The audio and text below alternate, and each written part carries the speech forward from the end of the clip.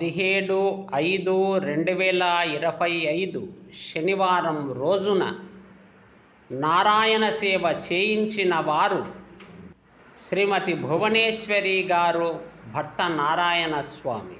వీరు భగవత్ సేవాభావ ప్రక్రియలో భాగంగా ఆశ్రమంలో అన్నదాన మహాయజ్ఞము జరిపించారు.